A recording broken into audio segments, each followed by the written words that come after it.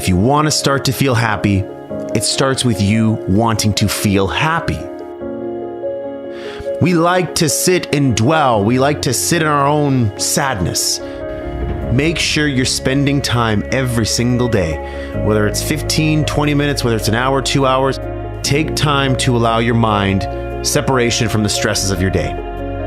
If you expect to fail, you will fail. On the other hand, if you expect to win, you will win. And he's right, because doctors and psychologists, both alike, they agree that worrying actually does shorten your life, and it does damage your body. We need to clear our thinking before we go to sleep.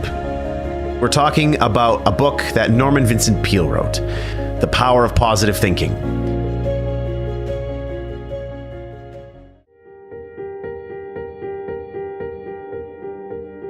Let's kick this off with golden nugget number 1, creating your own inner happiness. That you are responsible for your own happiness. Because unhappiness is usually the byproduct of you thinking sad thoughts, you having these negative feelings, you having resentment towards others, and just having an overall crappy outlook on life. So if you think those things, what do you think is going to happen? You have to force yourself to not think those negative thoughts. Peale says we have to get into the happiness habit by thinking upbeat, cheery thoughts throughout the day. We like to sit and dwell. We like to sit in our own sadness. I don't like to do that, but I just know that sometimes my brain forces me to do that, and I don't know why. So I have to force myself to not do that. I have to put on upbeat music. I have to go do something productive. I have to get in the gym. I have to go hang around friends that are going to make me laugh. And it's tough. At first, it doesn't feel right. It feels like you're forcing it because you are forcing it. But eventually, it starts to make you feel better. There are miracles happening all around you. There is beauty all around you. Open your eyes and look. Can you see the sun shining? Great. Can you hear the birds chirping? Great. Can you feel the warmth of the sun on your skin? Awesome. There's simple beauties all around us. If you want to start to feel happy, it starts with you wanting to feel happy. So short circuit those negative thoughts. And when you start to feel bad, when you start to find yourself gossiping, feeling guilty, feeling angry, feeling whatever it is you're feeling that's negative, turn that around. Force yourself to think positively, do positive things. And while it doesn't feel right at first, keep going. You're on the right path. Golden nugget number 2, the antidote to anxiety. Is that people waste a lot of their time, a lot of their energy fuming and fretting about things that they cannot control. Go back to Covey's principle. Circle of concern, circle of influence. Focus only on those things in the circle of influence. Everything else in the circle of concern, you can't control. You can't affect that. So move on. Don't allow your mind to just spend time in that space. You're wasting your mind's energy. So as part of this antidote to anxiety, Peale says that we need to slow down to relieve our anxiety and to attain peace. And he suggests meditation. He suggests that we devote at least 15 minutes daily to calming and relaxing ourselves by thinking peaceful thoughts, or not thinking anything at all. So something he shares in the book is to help get rid of the tendency to worry and get angry, we need to relax and spend a few minutes thinking about beautiful, peaceful settings, hearing the birds chirping, feeling the sun on our face, all these things that I was talking about before, where it's just a matter of you actually thinking that in your mind. Wherever you are, if you're at work, if you're in your house, it doesn't matter, or close your eyes and open your mind to maybe a place where you were on vacation before. And go there for 15 minutes. Smell the smells, feel what the sand feels like on your feet, feel yourself plunging into the ocean. So the antidote to anxiety, it's all about clearing your mind. However you choose to do that, make sure you're spending time every single day, whether it's 15, 20 minutes, whether it's an hour, 2 hours, if you're working out at the gym, whether you're doing yoga, whether you're going to cycling class, whatever, take time to allow your mind separation from the stresses of your day. Golden nugget number 3, expect the best. If you expect to fail, you will fail. On the other hand, if you expect to win, you will win. So, what seeds are you planting in your mind? Are you planting seeds of positivity or seeds of negativity? Guess what? Your life is going to give you back more of that. Are you planting seeds of, doubt and, I'm not going to make this work, or something bad is going to happen? If you're planting seeds of that, guess what you're going to get? More of that. Start focusing on the positive. Start focusing on how things can go right. And guess what? When things go wrong, say, there's a lesson in that for me.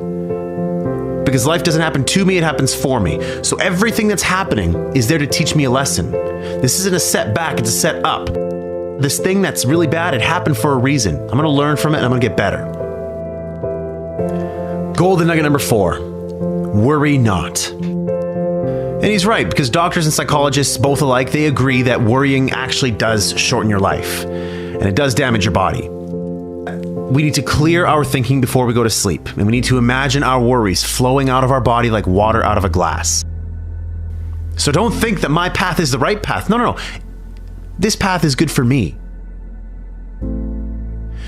I replaced worry with hope by putting together goals. I put together 3 goals: a financial related goal, a health related goal, and a professional related goal. Something that what I was going to do with my life. And back in the day when I was going through those stresses, I was worrying a lot. I was having a tough time sleeping. I was having chest pains. My heart was palpitating all the time. And I really just could not get, a high level of satisfaction in life. And, if you were saying on a scale of 1 to 8, Ryan, again, 9s and 10s are reserved for very special times in our lives that seldom happen. I was sitting at a 4 consistently, where I would wake up and I'd all of a sudden feel the stresses of the day. I would pass between 3 and 4 all the time. So what I did was to replace that worry, that anxiety, that fear. I built myself a plan that gave me hope, goals that gave me hope, something that got me excited, something that I wanted to work towards, something I wanted to achieve because I knew that if I did, it would get me out of this mess and my life would be better as a result. Golden nugget number 5, problem solving. I had problems that I needed solutions to. I had desires, I had wants, I had dreams, I had goals that I needed a solution to. The Crap Show was a solution. Create Your 8 was a solution. But what I did need to do was take myself out of the busyness of the day and allow my mind to sort of free up and look for inspiration all around me. And know that whatever solution I'm looking for, it's going to come to me. And this is where in this golden nugget in the book where Peele talks about, problem solving, he gives us 10 problem solving techniques, which many of them I believe with. The first one, believe that for every problem there is a solution.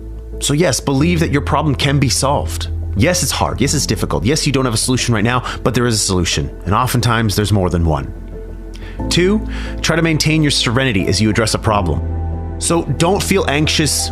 Don't try to get angry and say, I'm not getting this. I don't understand. No. You need to be calm. You need to be hopeful that there's going to be a solution to this problem. Number 3, don't try to force an answer. Don't try to say oh my God, I need an answer by Saturday at noon. If I don't get it by Saturday at noon, then it's too late. Sometimes you can't force it. Life often happens for you. And so you just need time for that to reveal itself to you. Number 4, gather all relevant information. Pretty simple.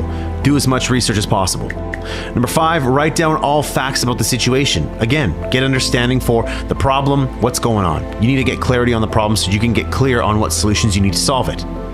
Number 6, spend time praying about the issue you are confronting. Listen, if you're praying about it, that's fine. If you're not praying about it, maybe you're thinking about it. Always make time to think about it. When you're walking in nature, yes, take time to think in nature and allow your mind to flow. But when you separate yourself from the stresses, the anxieties, the busyness of the day, allow your time to think about solutions. Number 7, believe in and seek God's guidance on the promise of the 73rd Psalm, "Thou wilt guide me by thy counsel." If you believe in the religious aspect of that will talk to you. That necessarily doesn't talk to me. So I maybe won't be using that one. Number 8, rely on your inner gifts of insight and intuition. There's things that we believe we should do, and then there's things that we know we should be doing. So you got to listen to yourself, and it takes time. It does take time. It takes patience. It takes some maturity for you to realize what you're great at. And sometimes you're doing something just to make a living, just because it's my job, it's my career, it's what I believe I'm great at. But you have other gifts within you that maybe you're not exploring yet, that you should be. Number 9, attend religious services where you can and listen peacefully and let your subconscious work on the problem. Again, you can go to church or you can just go for walks. I love going for walks, period. I'll put music on my ears and allow myself to think. Pretty simple. Number 10, the answer that develops in your mind or comes to pass is the right answer. So I just allowed the thoughts that came in my mind. Whenever I had a thought, an inspired thought, I wrote it down on my phone. Pulled up my phone, opened up the notepad, and just wrote it down. At the end of the day, I would think about it, ponder on it, say, you know what, this idea is something I want to go further into and dig deeper into that. That's exactly how this show happened. That's exactly how Create Your 8 happened. It's exactly how you're going to find solutions to your problems. Last but not least, golden nugget number 6, how to handle heartache. Now, everybody at some point in their life experiences heartache, and it's tough. And so Peel says that for us to get over heartache, we need to resist the heartache by staying busy.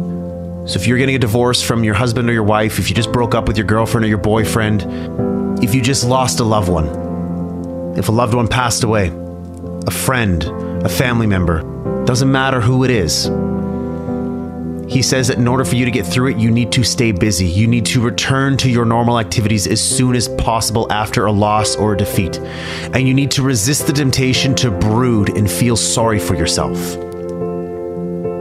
I got to get back to work. I got to get back to my goals, get back in the gym, get back to eating right, get back to hanging out with my friends, my family, listening to the music that I was listening to. We have to return to life. But sometimes we just have to be sad and we have to work our way through it. But the key here is to not allow your mind to dwell on it for too long. That's not handling heartache. That's allowing heartache to take control of you and to win.